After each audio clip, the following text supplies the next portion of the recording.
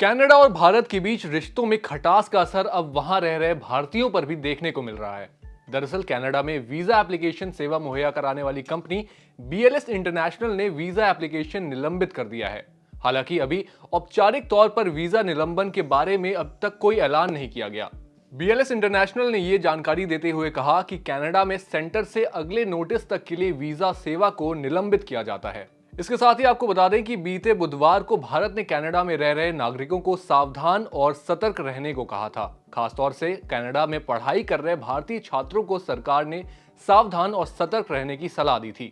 बता दें कनाडा में भारत से करीब 75 लाख से ज्यादा लोग रहते हैं, जो कि वहां की कुल आबादी का करीब 3% हैं। वहीं कनाडा के इमिग्रेशन, रिफ्यूजी और सिटीजनशिप आंकड़ों के मुताबिक कनाडा में करीब 8 लाख अंतर्राष्ट्रीय छात्र रहते हैं, जिसमें से करीब 40% केवल भारतीय छात्र हैं।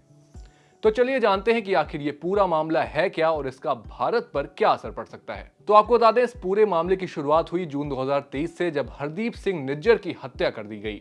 हरदीप को खालिस्तानी समर्थक बताते हुए 17 सितंबर को कनाडा के प्रधानमंत्री जस्टिन ट्रूडो ने भारत पर आरोप लगाते हुए वहां के संसद में कहा कि हरदीप सिंह निज्जर की हत्या का कनेक्शन भारत से है, जिसके बाद कनाडा में भारतीय एम्बेसडर को निकाल दिया गया। वहीं अब मामला गर्म हो चुका है, तो इसका असर भारत और कनाडा के आर्थिक रिश्तों पर भी पड़ सकता है।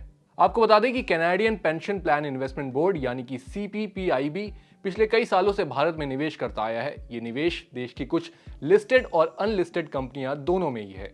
हाल ही की फाइलिंग के मुताबिक सीपीपीआईबी का भारत में लगभग 1 लाख करोड़ तक का निवेश है। बता दें कि कैनेडियन पेंशन फंड ने बड़े पैमाने पर देश की न्यू इकोनॉमी कंपनियों में उनके लिस्टिंग के समय निवेश किया था और अब भी फंड का इन कंपनियों में हिस्सा मौजूद है। स्क्रीन पर आप सीपीपीआईबी का भारत में किए गए निवेश का एक डेटा देख सकते हैं।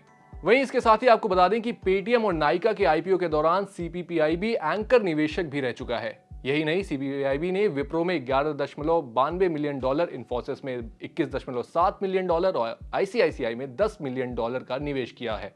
इन कंपनियों के अलावा कनाडा का पेंशन फंड बड़े पैमाने पर देश के इंफ्रा प्रोजेक्ट, इंफ्रा कंपनियां और इन्वेस्टमेंट ट्रस्ट में भी निवेश करता आया है। और सिर्फ सीपीपीआईबी ही नहीं, ओंटारियो टीचर्स पेंशन प्लान यानी कि ओटीपीपी का भी भारत में निवेश है। 31 दिसंबर 2022 तक ओटीपीपी का भारत में $3 अरब का निवेश था और 2030 तक इसे बढ़ाकर $300 अरब तक ले जाने का लक्ष्य रखा गया है। लेकिन भारत और कनाडा के बीच चल रहे तनाव को देखते हुए इस लक्ष्य को पाना जरा मुश्किल लगता है।